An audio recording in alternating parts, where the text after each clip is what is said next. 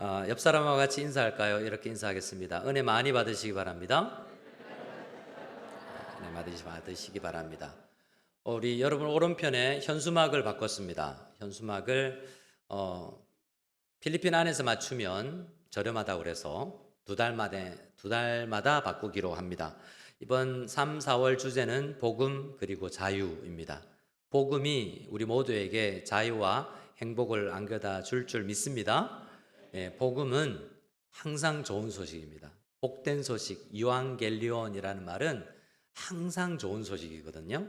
어제만 좋은 소식이 아니고 주일학교 때만 좋은 소식이 아니라 나이가 들어도 지금 내가 아파도 오늘 나에게 좋은 소식입니다. 근데 내가 복음을 들었는데 이 복음이 나에게 자유를 주지 않고 나에게 행복을 주지 않는다면 우리는 복음을 다시 들어야 됩니다. 오늘은 복음을 우리가 다시 들어야 된다는 그러한 말씀으로, 그러한 제목으로 다시 듣는 복음, 다시 들어야 할 복음이라는 제목으로 함께 말씀을 나누고자 합니다. 우리 1절, 2절 고린도전서 15장 1절, 2절을 다시 한번 읽기를 원합니다. 같이 읽어보겠습니다. 형제들아, 내가 너희에게 전한 복음을 너희에게 알게 하노니 이는 너희가 받은 것이요 또 그 가운데 선 것이라. 너희가 만일 내가 전한 그 말을 굳게 지키고 헛되이 믿지 아니하였으면 그로 말미암아 구원을 받으리라. 아멘. 여러분, 사도 바울은 지금 고린도 교회에게 편지를 쓰고 있습니다. 교회에 편지를 쓴다는 걸 아셔야 됩니다. 그런데 오늘 이 교회에게 복음을 다시 전하고 있어요. 이상하지 않습니까? 복음은 우리가 일반적으로 생각하면 누구에게 전해야 되는 거예요? 예수 믿지 않는 사람에게 전해야 되는데 사도 바울은 지금 교회의 복음을 다시 전하고 있습니다. 자, 1절을 다시 제가 읽어드립니다. 형제들아, 내가 너희에게 전했던 복음. 그러니까 지금 사도 바울은 고린도 교회 복음을 처음 전하는 것이 아닙니다. 고린도 교회는 사도행전 18장을 보면 AD 한 50년쯤에 사도 바울의 1년 반 정도의 사역을 통해서 세워진 교회예요. 그러니까 1년 반 이상 복음을 전해서 교회가 세워졌다는 거죠. 근데 그 교회에 지금 떨어져 있는 사도 바울은 다시 편지를 쓰면서 복음을 알되 복음을 담지하지 못하고 제대로 복음의 능력을 발휘하지 못하는 그 교회. 복음은 알지만 복음을 받아서 구원은 얻지만 복음에 합당한 삶이 부족하고 복음에 합당한 사역을 잘 하지 못하고 다투고 싸우고 있는 그 교회. 그 교회에게 지금 다시 복음을 전하고 있는 것입니다. 형제들아, 내가 너희에게 전했던 복음을 너희에게 다시 알게 하노니 라고 이야기하고 있죠. 여러분, 복음은 늘 다시 반복해서 들어야 한다는 것을 믿으시기 바랍니다. 복음은 오늘 또 우리가 들어야 돼요. 그리고 다시 이렇게 설명합니다. 이는 너희가 받은 것이요. 이 복음은 이미 받아서 가지고 있는 것이에요. 또 너희가 그 가운데 서 있는 것이라 라고 이야기하면서 교회는 복음 위에 서 있어요. 하지만 다시 들어야 된다는 거죠. 복음은 이 복음을 다시 들어야 되는 이유는 여러 가지인데요. 첫 번째로 복음을 대충 들었을 수 있습니다. 처음 들을 때 깊이 각인해서 듣지 않고 잘못 들었을 수 있고요. 두 번째는 복음은 단순하지 않은 것이기 때문에 그렇습니다. 복음은 너무나 간단하지만 단순하지 않습니다.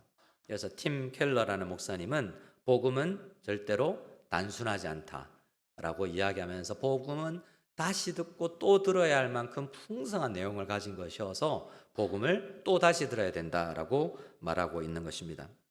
여러분, 소식이라는 게 그렇습니다. 복음은 오늘도 기쁨을 줘야 돼요. 여러분, 최근에 들었던 소식을 한번 생각해 보십시오. 정치 이야기지만 좌우 가리지 않고 이야기하겠습니다. 일부 때는 안 했지만 윤 대통령이 잠시 석방되셨습니다. 이게 여러분 이게 복음인지 아닌지 사람마다 기준마다 정치적 입장마다 다 다를걸요. 여러분, 어떤 사람에게는 월급이 올랐다라는 게 굉장히 기분을 좋게 합니다. 여러분의 자녀가 이제 배우가 작감이 생겼다. 여러분 승진했다. 방학이다. 이런 내용이 굉장히 복음이 되겠죠. 근데 이 사람에게는 복음이지만 저 사람에게는 좋은 소식이 아닐 수 있지 않습니까? 근데 복음은 모든 사람에게 어떠한 상황에든지 기쁜 소식이에요. 어떤 소식이지만 소식이 들리는데 내 기분이 좋지 않습니까? 여러분 그렇지 않아요? 나는 너무 힘겨운데 어느 날 어떤 소식이 들렸는데 내가 힘이 납니다. 그런 소식 있지 않습니까? 여러분 자녀들이 좋은 대학에 입학했다. 원하는 회사에 취직했다. 병이 나았다. 그냥 오늘 너무 힘들었는데 그 소식이 아무런 변화가 없지만 소식만 들려도 나에게 힘이 생깁니다. 그래서 소식은 이 복음은 충고가 아니다라고 이야기합니다. 저를 한번 따라해 주실까요? 복음은 충고가 아닙니다. 충고를 들으면 뭘 해야 되잖아요. 좀 잘 살아. 더 일찍 일어나. 더 많이 헌금해. 라고 충고가 들어오면 우리가 뭔가를 해야 되잖아요. 소식은요? 우리가 아무것도 한 게 없는데 소식이 들렸을 뿐이에요. 너를 대신해서 누가 전쟁에 나가서 싸워서 이겼다. 대표 선수가 나가서 싸움에서 경기에서 이겼다. 나는 아무것도 한 게 없는데 소식이 들려서 나를 기분 좋게 만들지 않습니까? 복음이란 기쁜 소식, 좋은 소식입니다. 이것은 오늘도 우리에게 좋은 소식인 것입니다. 오늘 말씀이 우리 모두에게 행복을 주고 자유를 줄 수 있기를 소원합니다. 그런데 문제는 잘 들어야 됩니다. 그리고 그 복음을 헛되이 믿으면 안 됩니다. 2절 말씀을 다시 한번 읽어볼까요? 고린도전서 15장 2절 말씀을 같이 읽겠습니다. 너희가 만일 내가 전한 그 말을 굳게 지키고 헛되이 믿지 아니하였으면 그로 말미암아 구원을 받으리라. 복음을 들었지만 헛되이 믿고 여러분 굳게 지키지 않고 헛되이 믿으면 잘못 믿으면 구원도 못 받는 거예요. 한 자리에서 복음을 들었지만 다 구원받는 게 아니다라고 이야기하죠. 여기서 그러면 헛되이 믿지 않아야 되고 그러면 헛되이 믿는 게 뭐지? 라는 걸 알아야 되겠죠. 도움을 우리 받기 위해서 마태복음 7장 말씀을 한번 읽어보기로 원하는데요. PPT로 준비해 드렸습니다. 마태복음 7장 21절 말씀을 같이 읽어보겠습니다. 시작.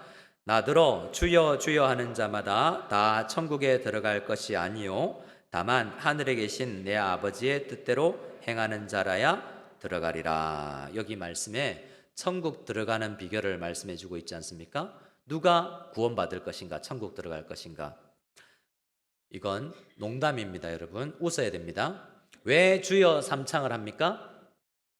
주여 주여 주여 주여 삼창하자고 그러잖아요. 한 번 하기도 하지만 이것 때문이라고 이야기하죠. 주여 주여 하는 자마다 천국에 들어갈 것이 아니다 라고 해서 주여 주여 두 번이 아니라 주여 주여 주여 삼창해야 천국 간다 라고 농담으로 이야기합니다. 근데 이건 농담이 아니라 주여를 한 번을 하든 두 번을 하든 세 번을 하든 주님이라고 고백하고 있잖아요. 예수님은 나의 주님입니다. 나는 종입니다. 라고 고백해도 천국 못 갈 수 있다는 거죠. 헛되이 믿고 주여 주여라고 내가 생각하는데 이게 잘못 복음을 믿었을 때는 구원에 이르는 믿음이 아닌 것이죠. 그럼 누가 그렇게 부르는 게 아니라 누가 천국에 들어가느냐? 다만 하늘에부터. 우리 21절 우리 같이 한 번 더 읽어보겠습니다. 시작. 나더러 주여 주여 하는 자마다 다 천국에 들어갈 것이 아니요 다만 하늘에 계신 내 아버지의 뜻대로 행하는 자라야 들어가리라. 어떤 사람이 들어가요? 하늘에 계신 예수님 아버지의 뜻대로 행하는 사람이 들어갑니다. 자, 여기에 문제가 있습니다. 여기 하나님 말씀인데요. 누가 천국 가느냐? 하늘에 계신 예수님의 아버지 성부 하나님의 뜻대로 행하는 사람이 들어갑니다. 그러니까 물어봅시다. 여러분은 예수님의 아버지 성부 하나님의 뜻대로 행하고 있습니까? 행하고 있지 않습니까? 잘 생각해 보세요. 심각하게. 제가 예를 들어 볼게요. 하늘에 계신 예수님 아버지의 뜻이 뭐냐? 이런 거죠. 내 부모를 공경하라. 하나님 아버지의 뜻입니까? 아닙니까? 공경 잘 하고 계십니까? 네, 나는 하고 있어도 우리 애들이 안 하고 있을 수도 있죠. 그들의 구원이 그러면 문제되는 거 아닙니까? 하나님 아버지의 뜻은 공경하는 것인데. 근데 제가 이런 말 드렸죠. 외국 사는 사람 다 불효자다. 동의하십니까? 큰일 났습니다. 그럼 우리가 천국을 가지 못합니다. 하늘에 계신 아버지, 예수님의 아버지의 뜻은 내 부모를 공경하는 것인데 우리가 안 하면 천국 못 간, 아무리 주여 주여 해도 천국 못 간다는 거죠. 그러면 또 물어보겠습니다. 이런 거죠. 저를 따라해 주시기 바랍니다. 내 원수를 사랑하라. 하나님 아버지의 뜻입니까? 아닙니까? 하고 계십니까?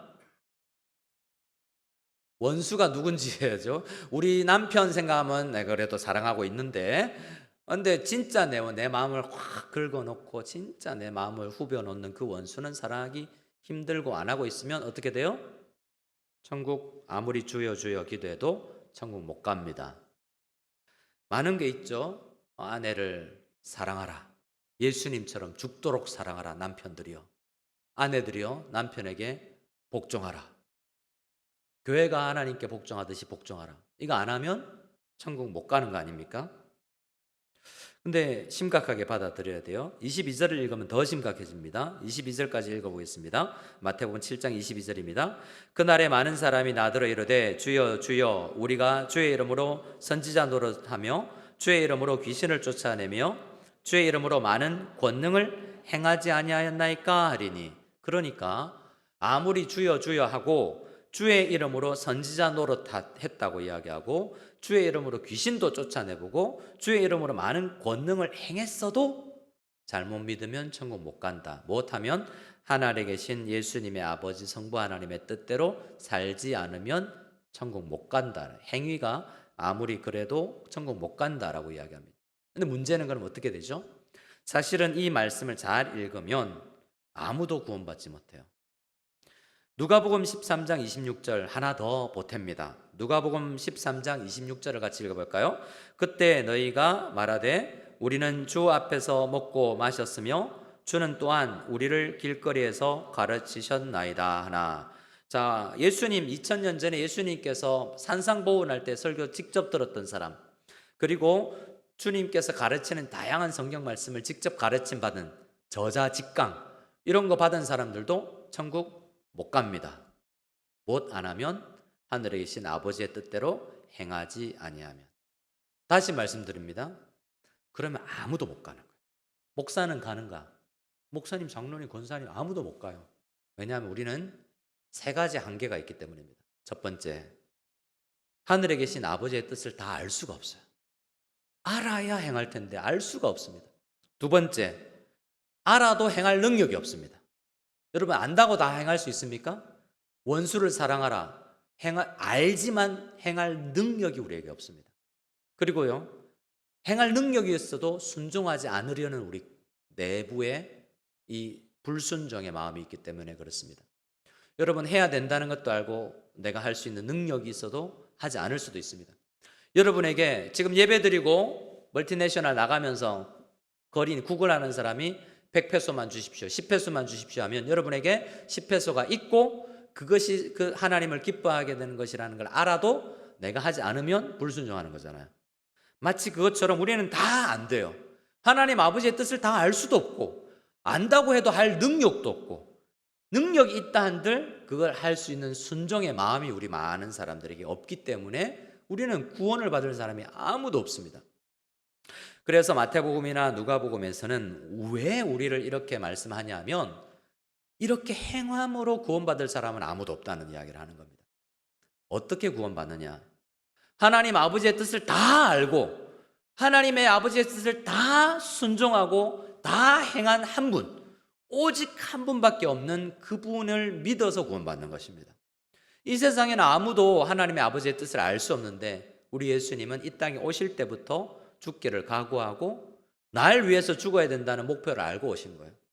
예수님은 내가 거짓말하고 내가 싸우고 다투고 못난 걸 다 알면서 아직 우리가 연약할 때 죄인 되었다는 것을 알고서도 이 땅에 날 위해서 죽으러 오셨다니까요. 그런데 우리는 그렇게 행하지 못하지 않습니까? 성경은, 복음은 뭐냐 하면 네가 아무것도 안 해도 너는 여전히 죄 짓고 있는데 예수님께서 아버지의 뜻을 다 이루었다. 그리고 너는 그분을 너 때문에 돌아가셨다는 것을 믿기만 하면 구원받는다. 이게 성경이에요. 근데 문제는 사람들이 그걸 믿질 않아요.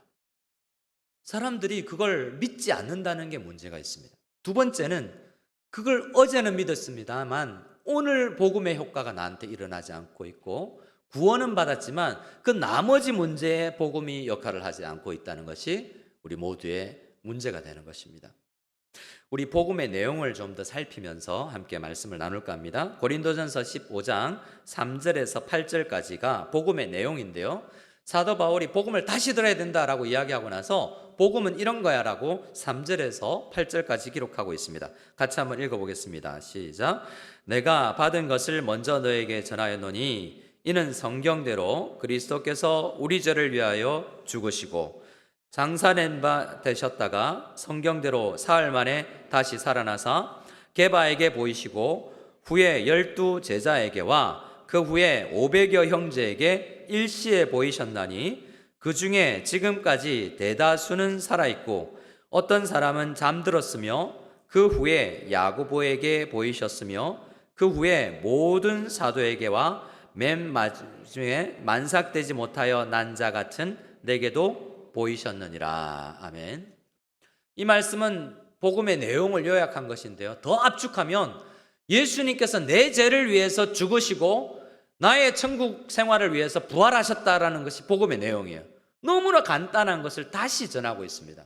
왜 다시 전하냐면 이 말씀을 제대로 안 믿기 때문에 그래요.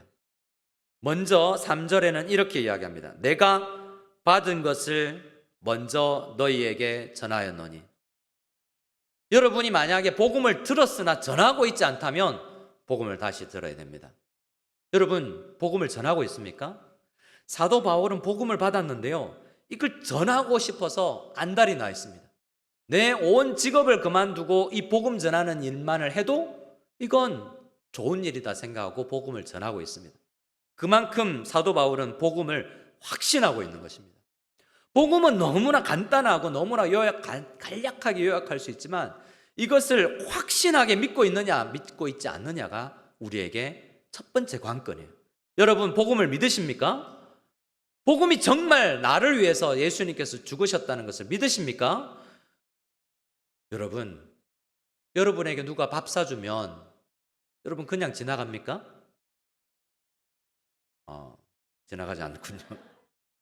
저희 아버지는 처음 교회를 가실 때 저희 어머니가 먼저 2년 먼저 교회를 가시고 저희 아버지가 어머니 하는 걸 보고 참 신기하네 하면서 어머니에게 예배 시간 몇 시냐라고 물어보고 같이 교회를 2년 만에 교회에 따라오셨어요.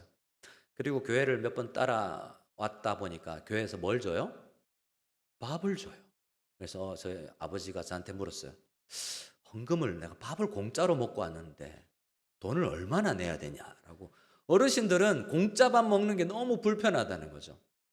하물며 여러분, 밥 한 번 누가 사줘도 우리가 마음의 부담감을 느끼는데 우리 주님께서 여러분 우리의 죄를 위해서 죽으셨다니까요. 이걸 믿어야 됩니다. 근데 우리가 그냥 살 수가 없잖아요. 누구도 해결할 수 없는 이 죄. 사람들은 죄가 없다고 생각하거든요. 사람들은 죄가 없다고 생각하는데 그것이 문제지 않습니까? 우리가 처음 교회로 올 때 받아들여지지 않는 게 죄인이라는 이야기예요.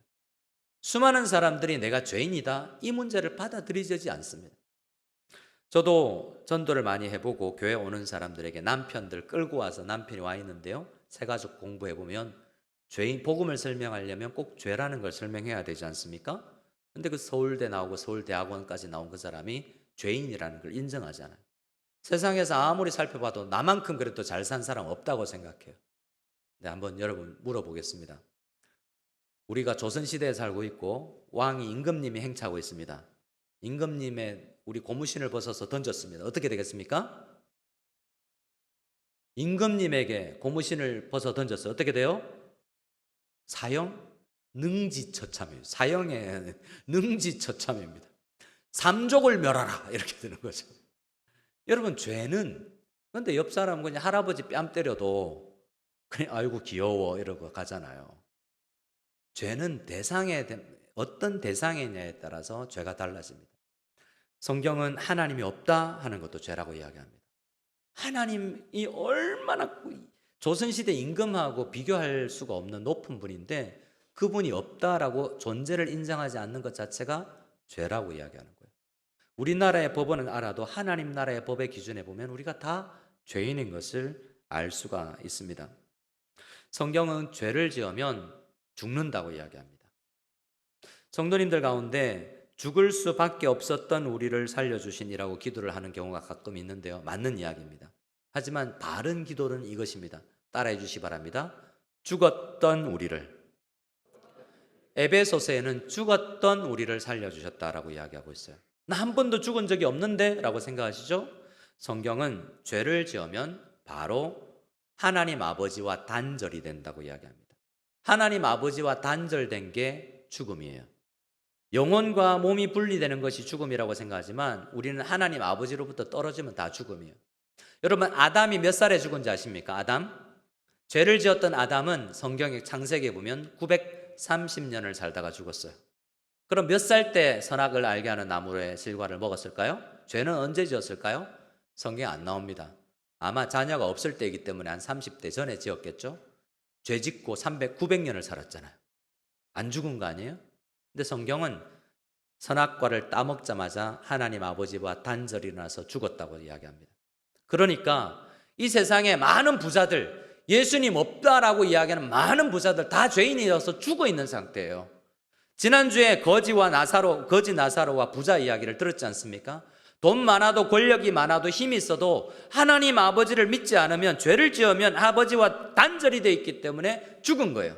마치 무엇과 같냐 하면 끈이 떨어진, 줄이 끊어진 연과 같고, 우리가 비행기를, 무인조종기 비행기를 날리다 보면 너무 멀리 날아가서 이 땅에서의 전파와 끊어져 버리면 비행기는 끊어지고 나서 이 조종기와 끊어진 상태에서도 활공을 할 수 있습니다. 상당히 멋있게 날아요. 그런데 끊어져 있어요. 그 비행기의 운명은 어떻게 되는 것입니까? 땅에 떨어져서 추락해서 끝나는 거예요.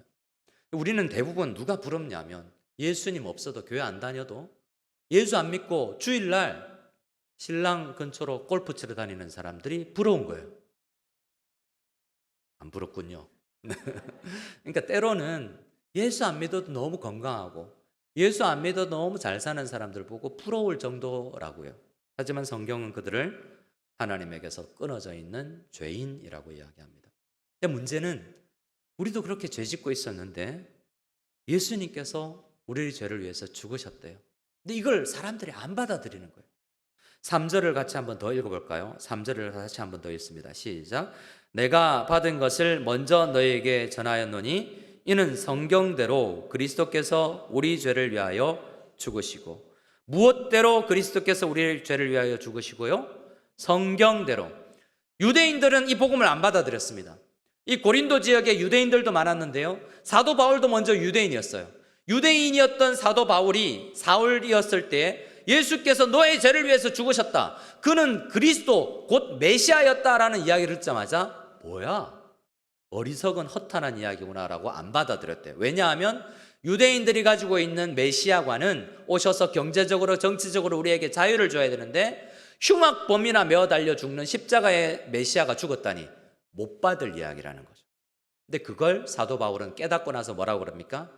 내가 성경 다시 읽어보니 성경대로는 메시아가 날 위해서 이 땅에 오셔서 죽어야 되는 게 맞더라. 이사야 52장 53장 말씀에 그가 찔림은 우리의 허물 때문이요 그가 상함은 우리의 죄악 때문이라. 예수님이 징계를 받음으로 내가 평화를 누렸다라는 것을 간과해서 읽었다는 것을 알게 되죠. 사도 바울도 성경을 다시 읽고 예수님이 내 죄를 위해서 십자가에서 돌아가셨구나라는 것을 믿게 되었다는 것이죠. 여러분, 우리는 다 죄인이었고 예수님이 우리 죄를 위해서 죽으셨습니다.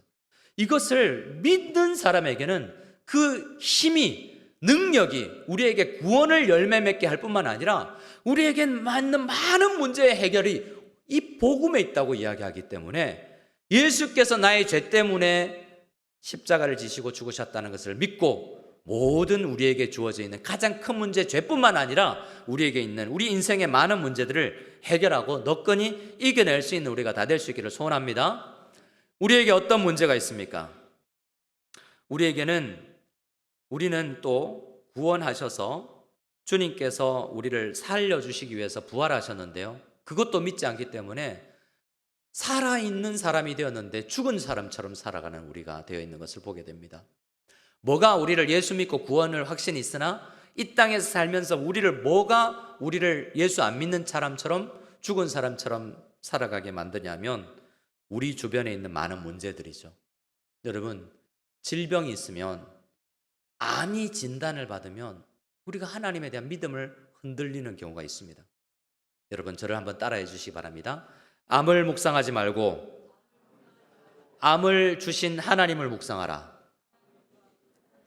여러분, 암도 하나님이 주시는 거예요, 안 주시는 거예요? 하나님이 암도 주신다는 것을 생각해야 돼요. 하나님은 암을 주시면서 암 때문에 내일이 어떻게 될까? 우리 어린 저 자녀들 어떻게 될까? 근심 걱정하면서 살라고 이야기하지 않고 하나님이 암을 주신 이유를 깊이 묵상하고 하나님을 생각하라고 이야기해요.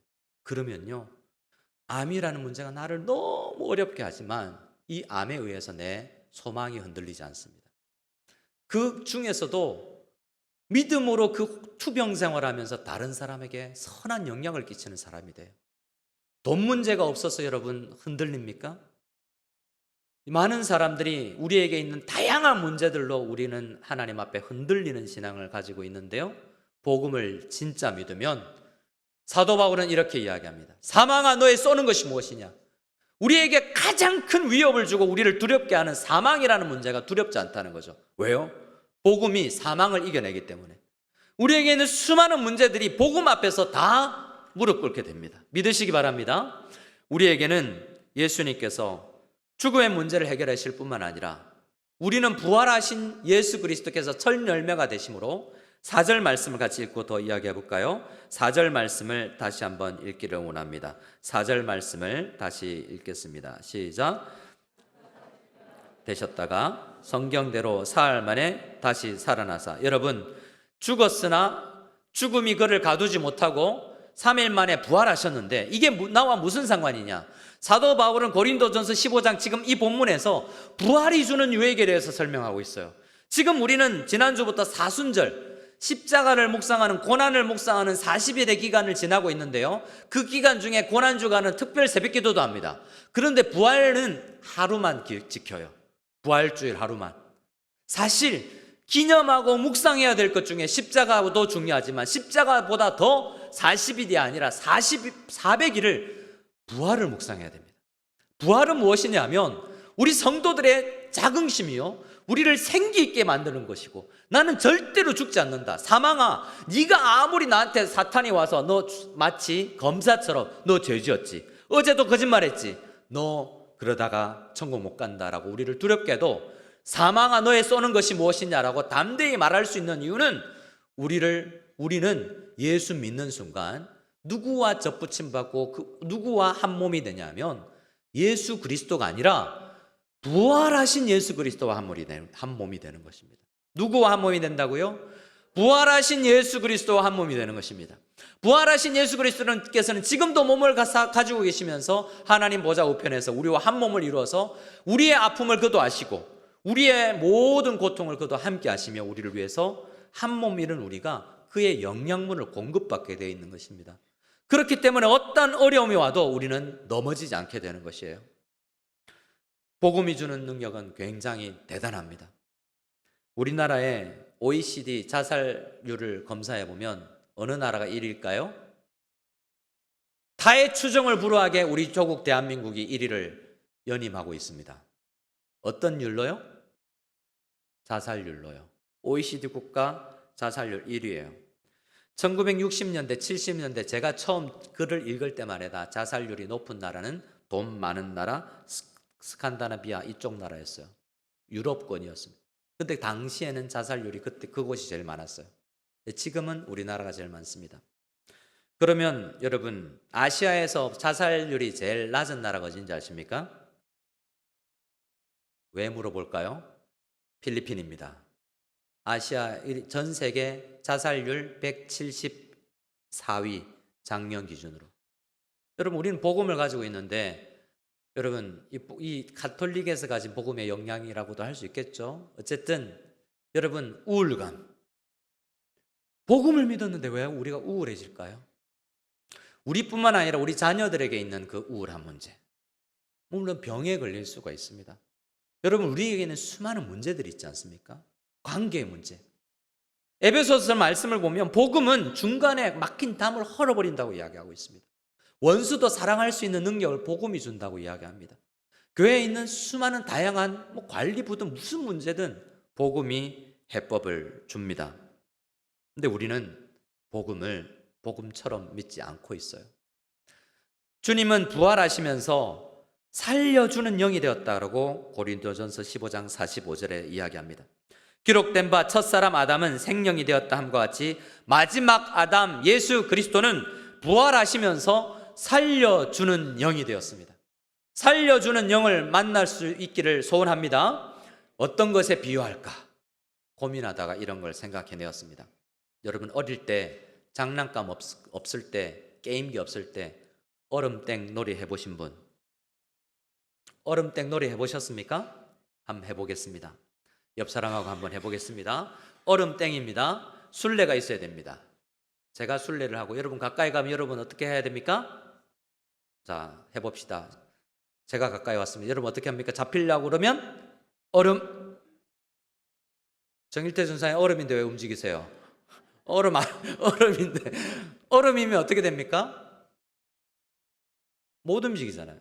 우리 사망의 상태가 얼음이고 복음이 없는 상태가 얼음이에요. 예수 그리스도는 부활하셔서 살려주는 영이 되었다고 이야기합니다. 자, 살아있는 누군가가 돌아다니면서 얼음 상태에 있는 우리를 술래가 잡기 전에 터치해주면 어떻게 되죠? 살아나죠. 예수님께서 우리를 살리는 영이 되셔서 부활하셔서 우리는 그분과 접붙임을 받고 있고 그분의 몸인 것입니다. 여러분 우리는 죽은 것 같이 신앙생활하는 경우가 너무 많아요. 4대 교회도 교회지 않습니까? 근데 죽은 것 같아요. 고린도 교회도 교회인데 복음을 알고 있는데 죽은 것 같아요. 이 복음이 나한테 아무런 영향을 끼치지 못하고 내 직장 생활에, 내 가정 생활에 이 복음이 아무런 영향을 미치지 못하고 나는 불행하기만 하다면 복음을 헛되이 믿고 있는 것일지도 모릅니다. 복음은 사람의 가장 큰 불행인 사망도 이겨내게 만듭니다. 복음은 우리에게 있는 모든 문제를 해결할 수 있다라고 이야기합니다. 여러분 정말 그 복음을 확실히 믿을 수 있는 저와 여러분 다 될 수 있기를 소원합니다. 복음을 확실히 믿을 수 있는 저와 여러분 다 될 수 있기를 소원합니다. 아멘.